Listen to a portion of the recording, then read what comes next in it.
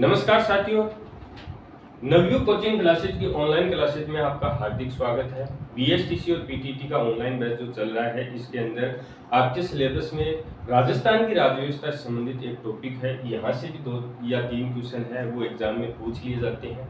यानी कि या तो राज्यपाल से संबंधित क्वेश्चन आता है या मुख्यमंत्री से संबंधित क्वेश्चन आता है। तो भारत के संविधान के अंदर जो राजस्थान की राज्य व्यवस्था से संबंधित टॉपिक है, यानी कि राज्यों से संबंधित जो राज्य व्यवस्था का भाग जोड़ा गया है, उस 22 भागों में एक भाग है भाग नंबर 6। वहां इस भाग 6 के अंदर जो राज्यों की राज्य व्यवस्था है उसके बारे में वर्णन किया गया है। तो हम बीएसटीसी और पीटीटी के लिए केवल भाग 6 की चर्चा करेंगे। यानी कि अब तक जो एग्जाम हुए हैं उनमें से जो क्वेश्चन आए हैं यहीं से आपको देखने को मिले हैं। तो ये एक भाग है, संपूर्ण भाग की हम चर्चा करेंगे। सबसे पहले मैं आपको बता देता हूं कि क्वेश्चन है वो कहां से पूछे जाते हैं। पहले हम भाग 6 की चर्चा कर लेते हैं। तो यहाँ पर हम भाग 6 की चर्चा करें तो भाग 6 को 6 अध्यायों के अंदर बांट रखा है। यानी 6 अध्यायों के अंदर इसको बांट रखा। आर्टिकल की हम बात करें तो ये भाग 6 है वो आर्टिकल 151 से लेकर 152 से लेकर आर्टिकल 237 तक ये भाग है वो दे रखा है। तो यहाँ पर हम चर्चा करें तो सबसे पहले यहाँ पर भाग 6 को 6 अध्यायों के अंदर बांट रखा है, उनकी हम चर्चा करने वाले हैं। तो यहाँ पर जो अध्याय 1 है उसके अंदर केवल एक आर्टिकल दे रखा है और वो आर्टिकल है 152। और इस आर्टिकल के अंदर क्या दे रखा है, राज्य की परिभाषा दी गई है।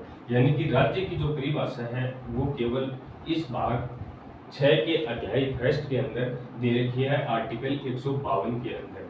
यहाँ पर हम बात करें, थोड़ी सी चर्चा और कर लेते हैं। इसके अलावा भी संविधान के अंदर 3 ऐसे आर्टिकल हैं जहाँ पर राज्य की परिभाषा का चर्चा की गई है।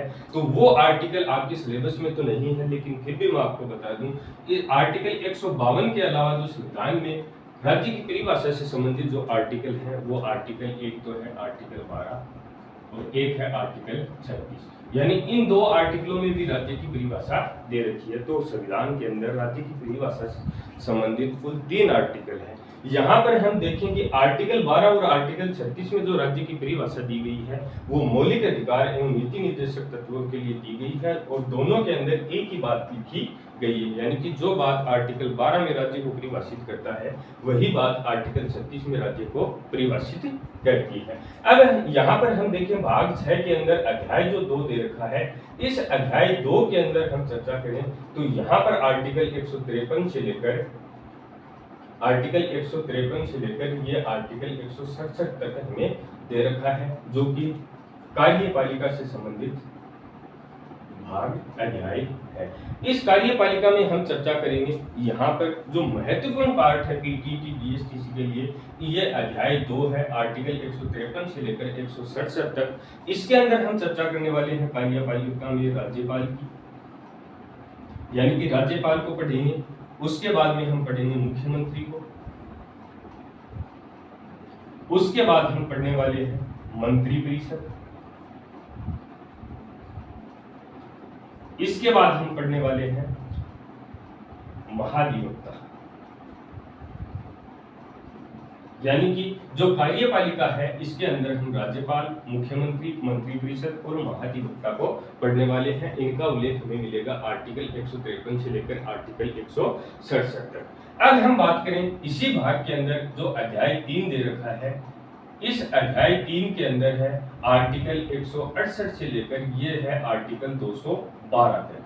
यानी कि इसका उल्लेख आर्टिकल 168 से 212 तक दे रखा है। इसके अंदर हमें अध्ययन करने को मिलेगा जो व्यवस्थापिका है उसका, यानी कि जो व्यवस्थापिका है, केंद्र की जो व्यवस्थापिका है उसका नाम तो संसद है, लेकिन राज्यों की जो व्यवस्थापिका है उसको हम बोलते हैं विधानमंडल। संसद के हमारे यहाँ 2 सदन दे रखे हैं और उन 2 सदनों के नाम है लोकसभा और राज्यसभा। इसी प्रकार से जो राज्यों की व्यवस्थापिका है, इस विधानमंडल के भी 2 सदन देखने को मिलते हैं। पहले सदन है विधानसभा और एक सदन इसका दूसरा जो है विधान परिषद। हम राजस्थान की तुलना में जब ये व्यवस्थापिका पढ़ेंगे, इस विधानमंडल को पढ़ेंगे, तो हमारा जो विधानमंडल है वो एक सदनीय व्यवस्थापिका है, क्योंकि केवल हम यहाँ अध्ययन करने वाले हैं विधानसभा का, क्योंकि राजस्थान के अंदर विधान परिषद का उल्लेख नहीं किया गया है।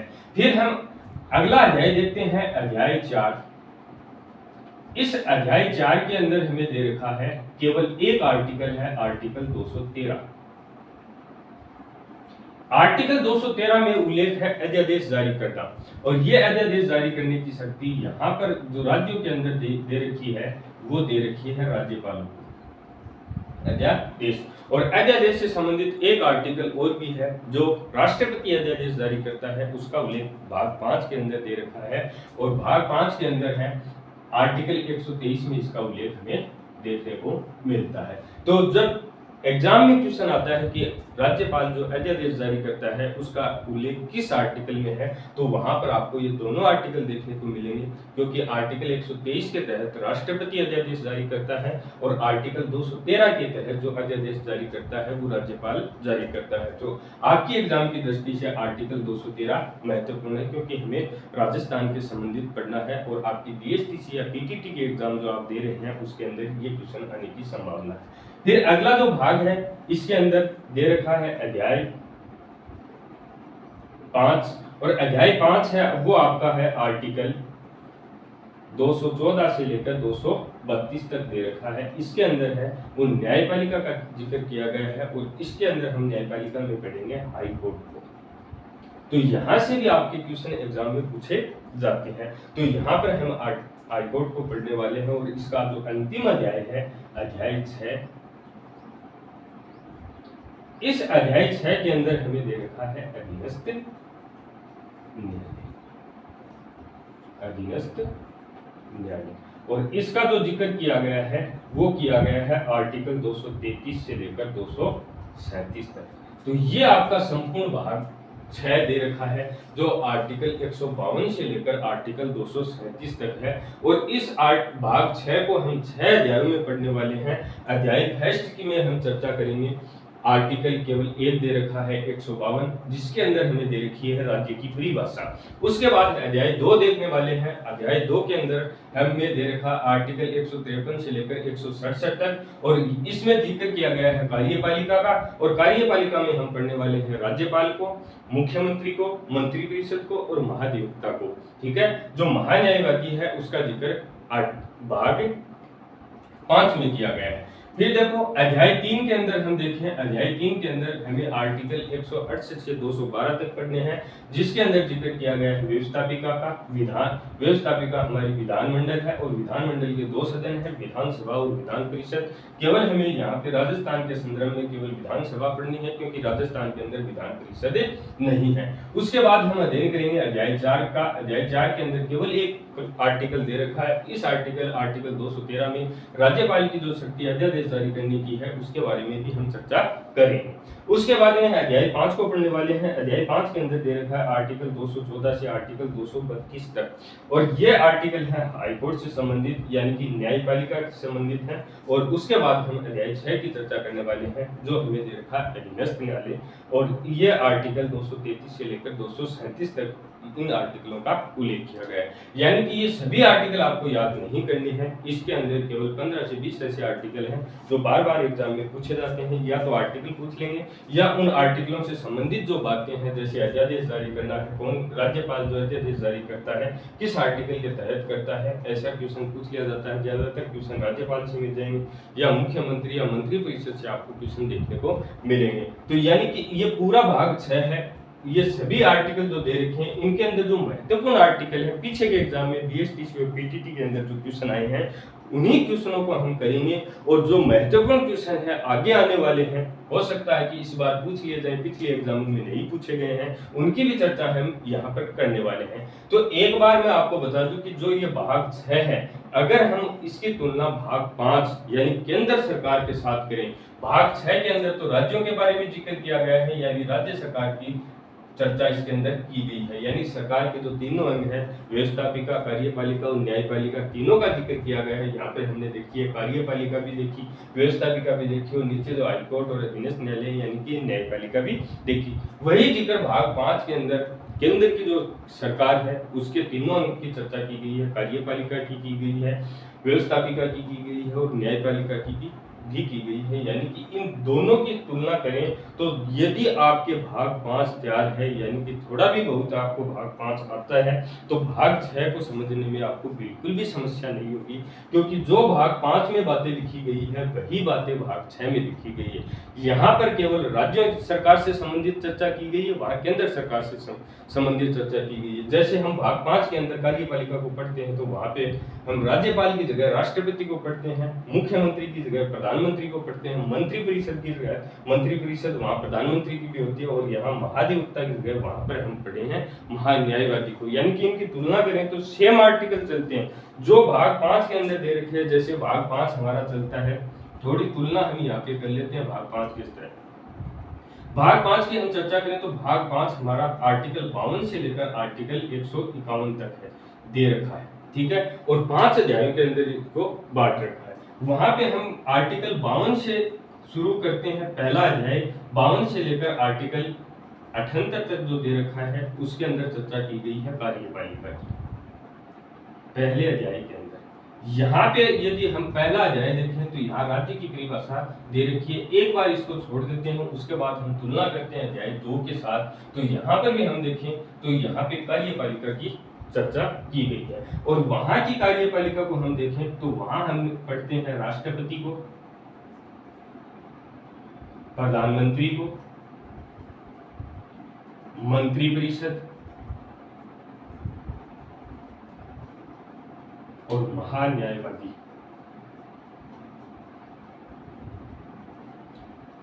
तो यहाँ पे जो आर्टिकल सबसे पहले हम अध्ययन करते हैं भाग 5 के अंदर राष्ट्रपति का, और इधर हम अध्ययन करते हैं राज्यपाल का। जो पद केंद्र के अंदर राष्ट्रपति का स्थापित किया गया है वही पद राज्यों के अंदर राज्यपाल का स्थापित किया गया है। जैसे हम आर्टिकल 52 की तुलना आर्टिकल यहाँ पहला जो आर्टिकल है 153 इसके साथ करें तो दोनों के अंदर सेम बातें लिखी गई। केवल आपके आर्टिकल 52 से ये याद है तो इधर वाली याद करने की आपको आवश्यकता ही नहीं है। कैसे? यहाँ पे हम तुलना करें तो आर्टिकल 52 में क्या लिखा गया है, जैसे आपने पढ़ा है तो आर्टिकल 52 में राष्ट्रपति संबंधित राष्ट्रपति का पद स्थापित किया गया है। क्या लिखा गया है कि संघ के लिए एक राष्ट्रपति होगा। आर्टिकल 52 में ये बात लिख दी गई कि संघ के लिए एक राष्ट्रपति होगा। इधर हम आए तो यहाँ पे हम किसके बारे में चर्चा कर रहे हैं, राज्यपाल के लिए। तो यहाँ पे आर्टिकल 153 में लिख दिया गया कि आर्टिकल 153 में लिखा गया है कि राज्यों के अंदर राज्यपाल का पद स्थापित कर दिया गया है आर्टिकल 153 के तहत। ऐसा क्वेश्चन भी आ सकता है कि राज्यों में राज्यपाल का पद है वो स्थापित किया गया किस आर्टिकल के तहत, तो संविधान में 153 में ये चर्चा की गई।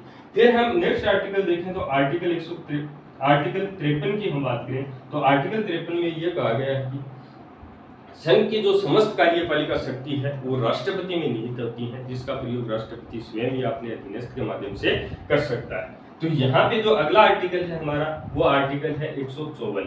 इस आर्टिकल 154 में राज्यपाल से संबंधित है। तो राज्यपाल के बारे में लिख दिया गया कि राज्यों की जो समस्त कार्यपालिका शक्ति है वो राज्यपाल में निहित होंगी, जिसका प्रयोग वह स्वयं कर सकता है या अपने अधीनस्थ के माध्यम से कर सकता है। फिर अगला आर्टिकल यहाँ पे देखें हम आर्टिकल 54 के अंदर, आर्टिकल 54 के अंदर राष्ट्रपति का निर्वाचक मंडल दे रखा है, यानी कि राष्ट्रपति के चुनाव में कौन कौन भाग लेता है उसके बारे में आर्टिकल 54 में चर्चा की गई है। यहाँ पे हम राज्यपाल की बात करें तो राज्यपाल का तो चुनाव ही नहीं होता है, तो राज्यपाल का निर्वाचक मंडल नहीं होगा।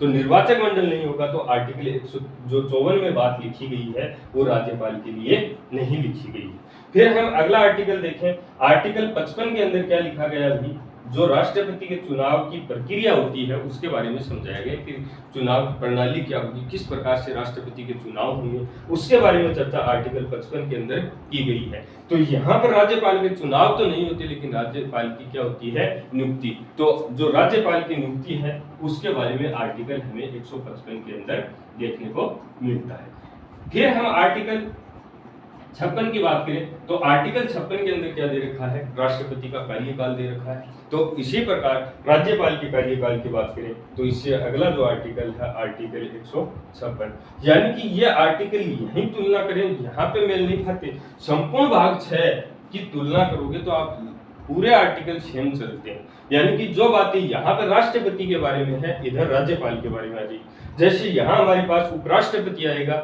लेकिन यहाँ पे उपराज्यपाल का ऐसा कोई पद नहीं है, तो जो जितने आर्टिकल उपराष्ट्रपति के लिए लिखे गए हैं वो आर्टिकल यहाँ पे हटा दिए गए, मतलब वो आर्टिकल यहाँ सम्मिलित ही नहीं किए गए, क्योंकि यहाँ पे उपराज्यपाल का पद नहीं होता है। तो कहने का मतलब ये है कि यदि आपने भाग 5 पहले से पढ़ रखा है, थोड़ा बहुत आपके तैयार है, तो भाग 6 को पढ़ने में आपको ज्यादा समस्या नहीं आने वाली।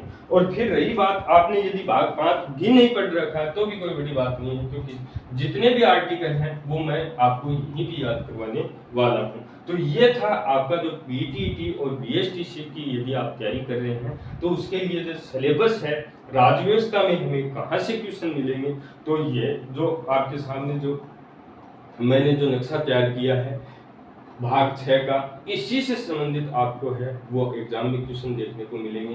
या तो मुख्यमंत्री के बारे में पूछ लेगा या राज्यपाल के बारे में पूछ लेगा। आर्टिकल से संबंधित कोई भी क्वेश्चन ऐसा नहीं होगा जो आप गलत करके आए, क्योंकि सारे आर्टिकल मैं आपको यहीं पे तैयार करवाने वाला हूँ। तो आप हमारी जो ऑनलाइन क्लासेज हैं उनके साथ जुड़ जाइए।